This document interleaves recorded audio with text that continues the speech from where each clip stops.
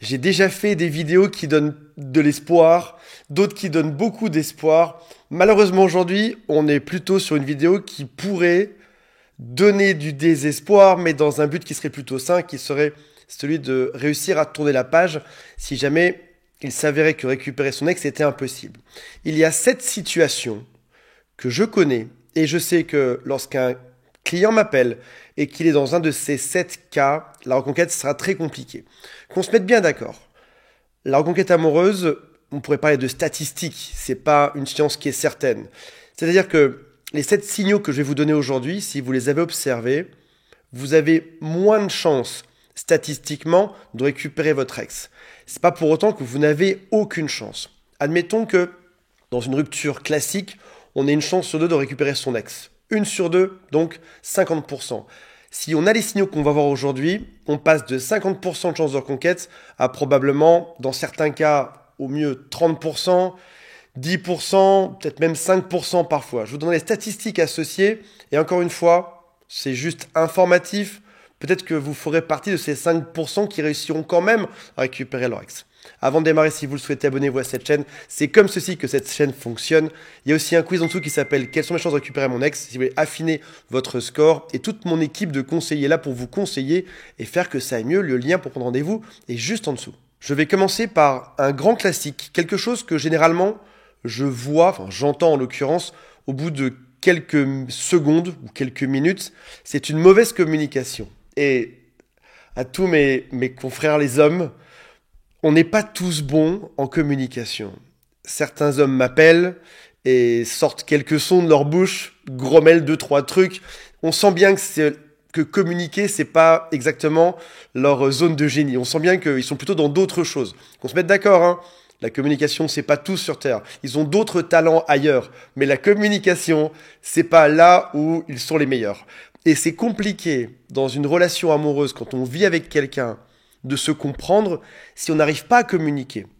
Parce qu'en plus, généralement, si on n'arrive pas à dire ce qu'on a au fond de soi, on n'arrive pas à communiquer avec les mots appropriés, il y a aussi des chances qu'on ne sache même pas entendre, que l'autre nous dise des choses, mais que ce soit juste une forme de charabia pour nous. On parle d'intelligence émotionnelle, quand on n'a pas l'intelligence de savoir dire ce qu'on ressent, il est difficile aussi d'écouter les émotions d'autres. En parlant de ceci, et on va passer aux femmes maintenant, parce qu'on ne tape pas que sur les hommes, chez certaines femmes, la gestion des émotions est compliquée. C'est-à-dire que parfois s'énerver, crier, faire beaucoup de reproches, on sent bien que c'est un peu comme une espèce d'élément instable, ça peut partir n'importe quand. Et il est compliqué de récupérer un homme lorsqu'on est instable émotionnellement. Attention, vous l'êtes pas toutes, certaines vous gérez bien ceci. Le truc c'est que généralement, les hommes savent mieux gérer leurs émotions. La raison est simple, ils ont tout autant d'émotions que les femmes, si ce n'est que depuis tout petit, on leur a dit « tes émotions, tu les montreras pas.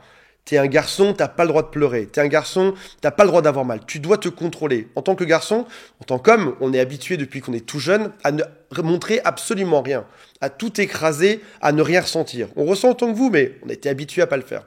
Les femmes, quant à elles, ont souvent été éduquées dans montre tes émotions, explique ce qui se passe, etc.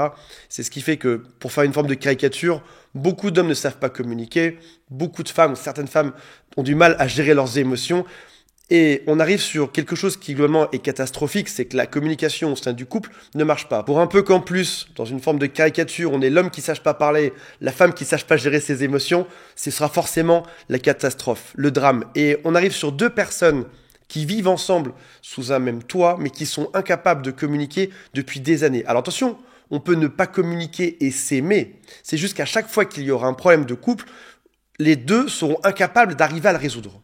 La reconquête amoureuse, dans ce cas-là, s'avère très compliqué. Comment faire pour communiquer? Comment faire pour résoudre tous les choses du passé, tous les problèmes du passé et aller de l'avant? Ça devient impossible. Il faudrait que les deux progressent dans leur communication, dans la gestion de leurs émotions, de manière à pouvoir communiquer sainement et pouvoir aller de l'avant, tout simplement. Deuxième cas de figure qui fait que la reconquête amoureuse est très compliquée, c'est lorsqu'on s'entraîne vers le bas.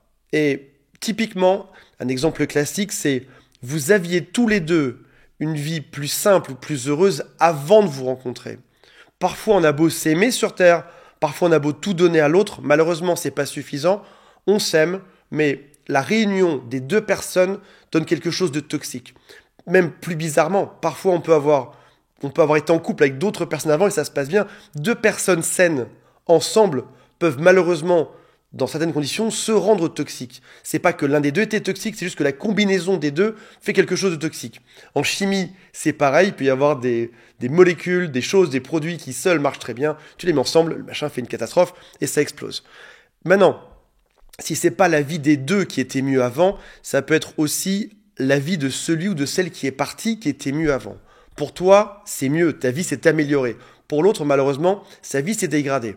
Et je ne parle même pas sur le plan psychologique, on peut parfois même voir ça sur un plan qui est beaucoup plus simple, sur un plan physique. Tu es dans une relation et l'autre qui faisait du sport avant n'en fait plus. L'autre qui prenait soin de son corps ou de ce qu'il mangeait ne le fait plus. L'autre qui dormait bien ne le fait plus. C'est-à-dire que déjà d'un point de vue physique, l'autre était plus en forme avant. Et on sait très bien que le physique est relié de manière énorme à l'intellect. La plupart des dépressions, en partie, certaines dépressions peuvent se traiter simplement en prenant soin de son corps, mieux dormir, mieux s'alimenter, se bouger, etc. Et en l'occurrence, on sent bien que si une personne se dégrade physiquement, c'est un bien grand mot, mais si une personne va moins bien physiquement pendant la relation qu'avant, c'est qu'il y a quelque chose qui ne va pas. Et bien évidemment, le physique, c'est facile à regarder, mais même d'un point de vue psychologique, si l'autre te dit « j'étais plus heureux avant », à tort ou à raison, je me sentais mieux avant, j'étais plus équilibré avant, c'est que votre relation l'entraîne vers le bas. À ce moment-là, on s'accroche, on se dit que c'est possible, qu'on peut toujours bosser ensemble pour améliorer ça, aller à la salle de sport, manger équilibré, ou comprendre quels sont les points de désaccord psychologiques pour avancer dessus. Mais finalement, l'ancrage, il est difficile à changer. Dans la tête de cette personne, avant de vous rencontrer, même s'il y a de l'amour, avant de vous rencontrer, ça allait mieux pour lui. Comment faire pour changer ceci ? Et si on aime quelqu'un, ce qu'on veut, c'est que l'autre soit heureux. Et à ce moment-là, on peut se poser des questions. Est-ce que je suis vraiment attiré pour les bonnes raisons par cette personne-là ? Ou est-ce que je suis juste attiré par son corps ? Ou est-ce que je suis juste attiré par son rejet ? Ou est-ce que je suis juste attiré par un fantasme de couple ou une situation qui n'a jamais lieu ? Troisième point qui fait que la reconquête amoureuse est dure, c'est que ces relations amoureuses précédentes ont duré en moyenne autant que la vôtre. Par exemple, cet homme n'a eu que des relations de 3 ans. Bizarrement, votre relation dure 3 ans aussi et on se sépare. Alors très souvent, notez quelque chose d'étonnant, il faut enlever la toute première relation amoureuse pour faire cette moyenne. Par exemple, une personne qui aurait fait 5 ans, ou 10 ans, ou 15 ans, c'est une relation avec des enfants, on pourrait penser que ce serait influencé par la société, par le devoir de rester ensemble, par le fait de ne pas se quitter, par les enfants, par les investissements immobiliers, etc. Fait que cette première relation peut durer longtemps, mais regarde surtout la durée des relations d'après cette grande relation. Une personne qui, par exemple, n'a que des relations de 3 mois et te quitte au bout de 3, 4 ou 5 mois, on pourrait dire que dans la moyenne, cette personne n'arrive pas à s'engager, ou n'a plus envie de s'engager, ou qui a un problème psychologique qui ne dépend pas de toi en vrai. Une personne reste avec toi pendant 3 nuits et te quitte, oui, mais si toutes ces relations durent 3 nuits, t'es juste dans la moyenne, ou 3 ans. Un autre cas de figure compliqué à récupérer, c'est lorsque ton ex voit quelqu'un depuis plus de 3 mois. On sait qu'une relation temporaire, une relation rebond, une relation mouchoir dure en moyenne 3 mois. Maintenant, si jamais il y a de la distance entre eux deux, qui se voient pas souvent, on peut imaginer que ça pourrait durer 4 mois ou 5 mois. Mais si ton ex est dans une nouvelle relation et que ça dure dans le temps, c'est que c'est pas qu'une relation rebond, c'est qu'il y a autre chose derrière. 5e point, ton ex est d'un calme impérial, vraiment tranquille, peut-être même que la rupture s'est passée de manière tranquille.